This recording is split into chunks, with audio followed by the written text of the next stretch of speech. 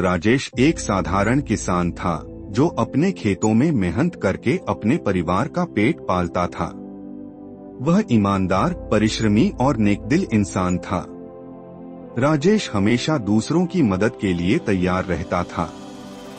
गांव के लोग उसकी तारीफ करते और कहते, राजेश, तेरी नेकदिली तुझे बहुत आगे ले जाएगी।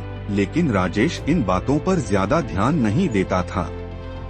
वह मानता था कि मदद करना इंसान का धर्म है और इसके बदले में कुछ पाने की उम्मीद नहीं करनी चाहिए। एक दिन जब राजेश अपने खेत से घर लौट रहा था तो उसने देखा कि सड़क के किनारे एक बूढ़ा व्यक्ति बेहोश पड़ा हुआ है। उसकी हालत बहुत खराब थी। राजेश ने तुरंत अपनी बैलगाड़ी रोकी और उस व्यक्ति को गाड़ी में लिटाकर अपने घर ले आया।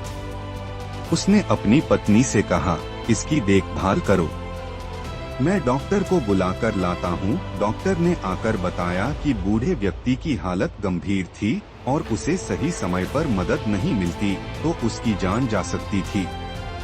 राजेश और उसकी पत्नी ने बूढ़े व्यक्ति की कई दिनों तक सेवा की। धीरे धीरे वह बूढ़ा व्यक्ति ठीक होने लगा।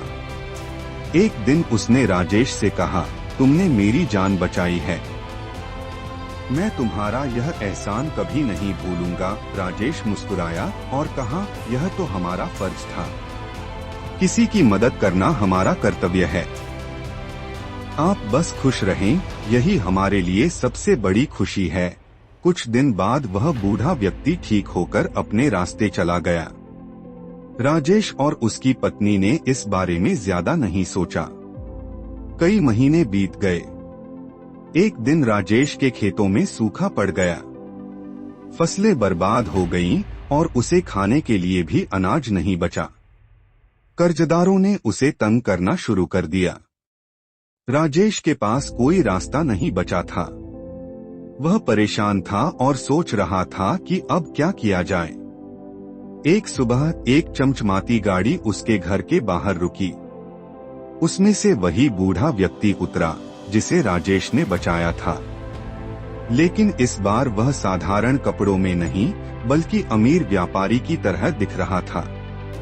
उसने राजेश से कहा, तुम्हारी नेकी का समय आ गया है।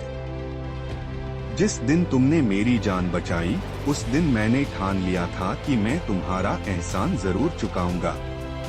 मैं एक बड़ा व्यापारी हूँ और तुम्हारी मदद के लिए तैयार हूँ। उसने राजेश का सारा कर्ज चुका दिया और उसे कुछ पैसे देकर कहा, अब तुम्हें अपने खेतों की फसल की चिंता नहीं करनी पड़ेगी। यह पैसे लो और नई शुरुआत करो। राजेश की आंखों में आंसू थे। उसने कहा, मैंने यह सब किसी इनाम के लिए नहीं किया था, मैंने तो बस इंसानियत के नाते आपकी मदद की थी। बूढ़े व्यक्ति ने कहा, इसीलिए तो तुम्हारी नेकी का फल आज तुम्हारे सामने है। उस दिन राजेश को समझ में आया कि नेकी कभी व्यर्थ नहीं जाती। उसने जो अच्छे कर्म किए थे आज वही उसकी मुश्किल समय में काम आए। उसने ठान लिया कि वह हमेशा दूसरों की मदद करता रहेगा, क्योंकि नेकी का फल देर से ही सही लेकिन मिलता जरूर है। इस कहानी से हमें यह सीख मिलती है कि हमें बिना स्वार्थ के दूसरों की मदद करनी चाहिए। नेकी का फल कभी न कभी किसी न किसी रूप में हमें जरूर मिलता है।